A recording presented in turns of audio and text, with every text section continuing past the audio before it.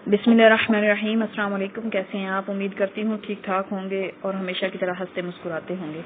मेरी रब्बुल इज़्ज़त से दुआ है कि वो आपको हमेशा हंसता मुस्कुराता और शादुआबाद रखे, आमीन।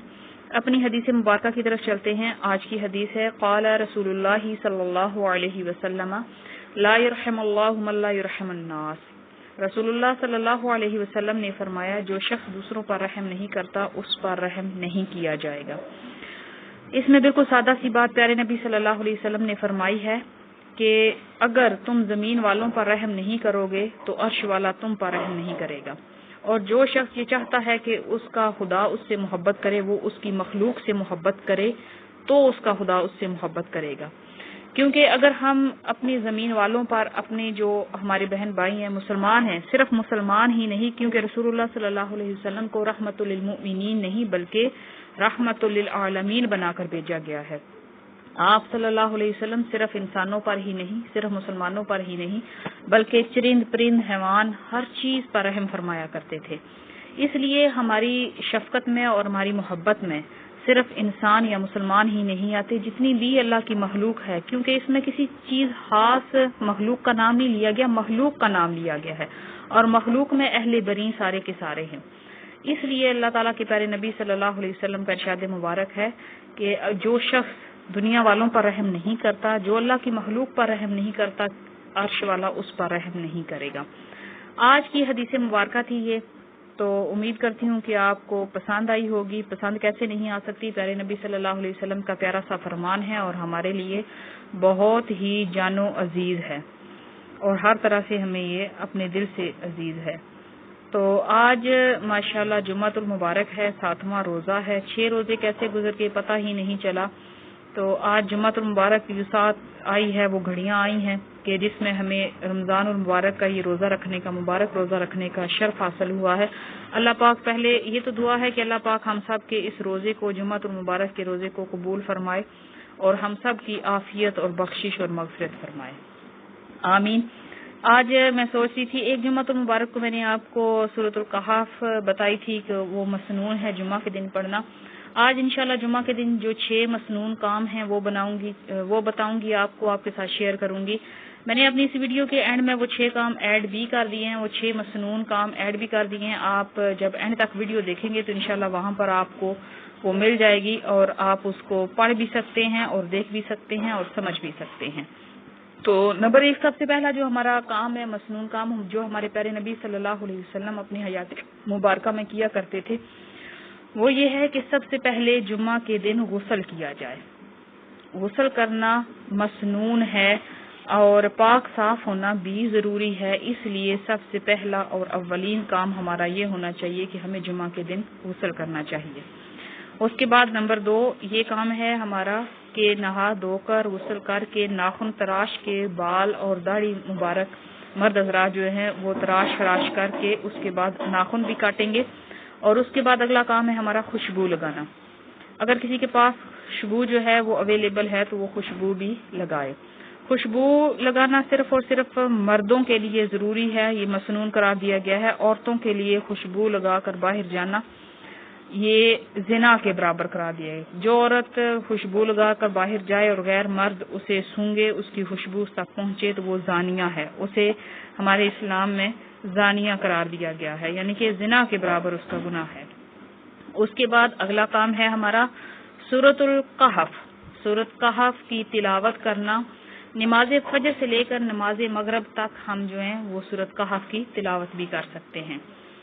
उसके बाद अगला काम है हमारा, उसके बाद दूसरा जो है वो ये है कि जुम्मतुल मुबारक के दिन कसरत से प्यारे नबी सल्लल्लाहु अलैहि वसल्लम पर दरूद पाक भेजना। नमाज जुम्मा के वक्त, नमाज जुम्मा से पहले या किसी भी वक्त रसूलुल्लाह सल्लल्लाहु अलैहि वसल्लम पर कसरत से दरूद पाक भेजना, ये भी एक मसनून अमल है जो प्यारे नबी सल्लल्लाहु अलैहि वसल्लम किया करते थे। और प्यारे नबी सल्लल्लाहु अलैहि वसल्लम का ये फरमान मुबारक भी आता है कि जो शख्स मेरे ऊपर दरूद भेजता है, फरिश्ते उसे मेरे पास लेकर आते हैं और उस शख्स के बाप के नाम के समेत मेरे ऊपर पहुंचाते हैं। उसके बाद है जी कलमा इस्तिगफार करना, ज्यादा से ज्यादा कलमा इस्तिगफार और दुआएं पढ़ना। और इसके अलावा تسبیحات پڑھنا جس میں استغفر اللہ ربی من کل ذنب واتوب الیہ، سبحان اللہ وبحمدہ، سبحان اللہ العظیم، لا الہ الا اللہ محمد الرسول اللہ. اسی طرح بے شمار تسبیحات ہیں. صرف ضروری نہیں ہے جو بتا رہی ہوں وہ یا اللہ یا رحمان اللہ تعالیٰ کے پیارے نام ہیں. اسی طرح بے شمار ایسی دعائیں ہیں جو مسنون بھی ہیں اور جو قرآن سے بھی ہیں، ریلیٹڈ ہیں، وہ آپ پڑھ سکتے ہیں. ہمیں وہ بھی اپنی زندگی میں روزانہ بھی شامل کرنی چاہیے اور آج بھی ضرور شامل کرنی چاہیے. اس کے علاوہ جی ایک سنت یہ ہے کہ جمعہ کے دن مسجد میں جائیں تو جہاں پر جگہ ملے وہیں پر بیٹھ جائیں. یہ کام کبھی بھی نہ کریں کہ آپ یہ کوشش کریں کہ پہلی صف میں بیٹھ کر ہم جمعہ پڑھیں یا کوئی بھی نماز ہو پہلی صف میں. ہاں یہ نیت اچھی ہے کہ پہلی صف میں بیٹھ کر نماز پڑھنے کو دل کر رہا ہے تو اس کے لیے سب سے پہلے تشریف لے جائیں مسجد میں، تاکہ وہاں پر جا کے آپ کو سب سے پہلی صف میں جگہ مل جائے. لیکن اگر آپ مسجد میں پہنچے ہیں، مسجد بھر چکی ہے، آپ کو اگر اینڈ والی جگہ پر ہی جگہ مل رہی ہے صف میں، تو آپ کو وہیں پر بیٹھنا چاہیے، دوسروں کی گردنیں پھلانگ کرا کے نہیں جانا چاہیے.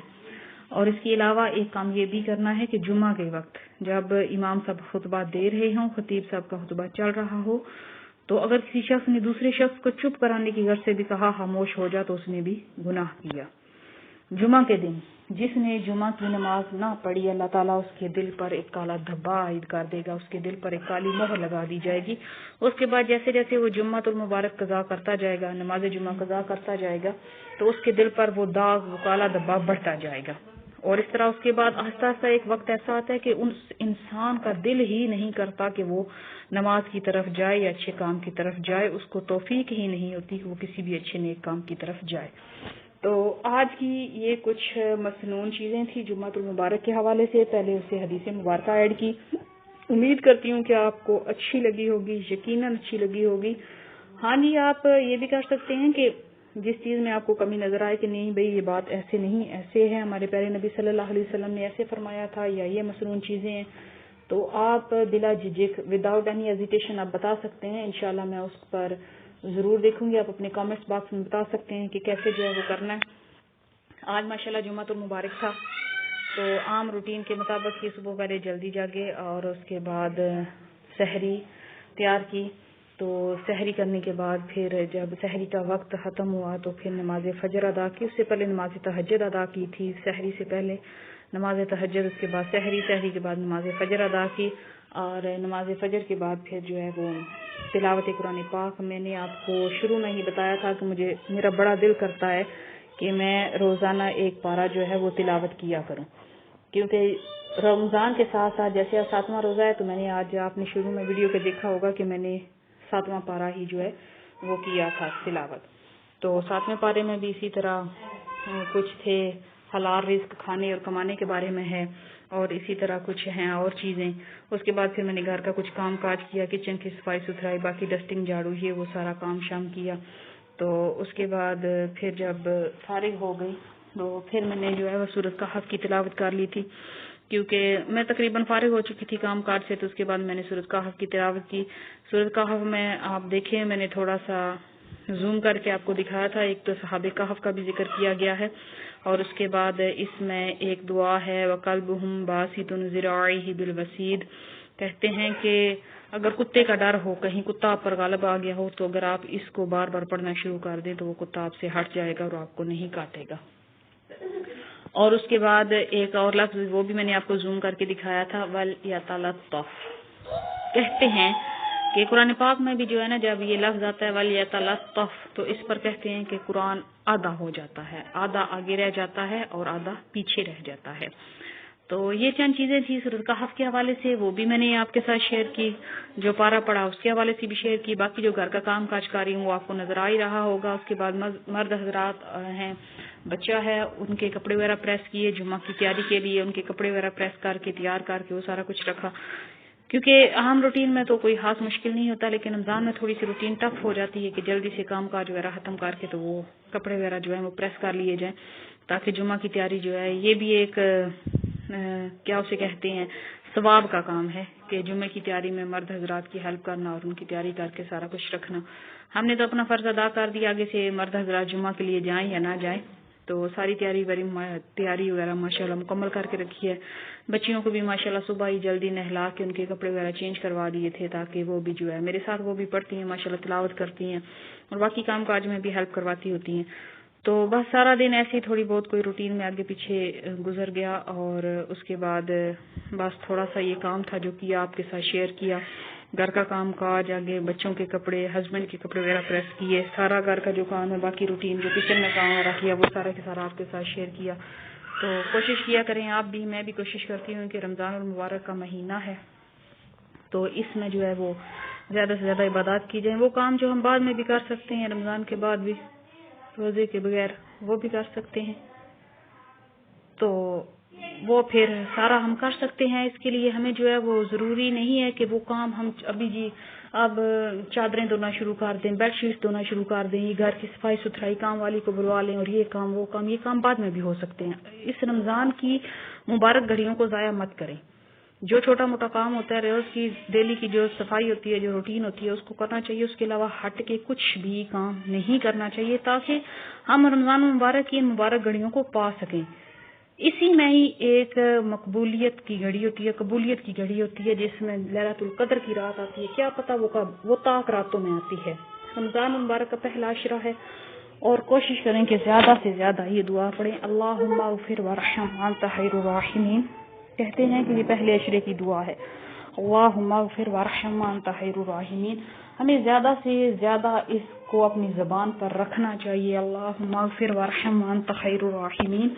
جمعۃ المبارک کے حوالے سے ایک اور بات میرے ذہن میں آ گئی ہے، شاید میں آپ کو شروع میں بتانا بھول گئی ہوں، کہ جمعہ کے دن کہتے ہیں کہ تقریباً عصر کے وقت، ضروری نہیں ہے عصر کے وقت، جمعہ کے دن یہ بتایا گیا ہے کہ ان میں گھڑیوں میں ایک قبولیت کی گھڑی ہوتی ہے.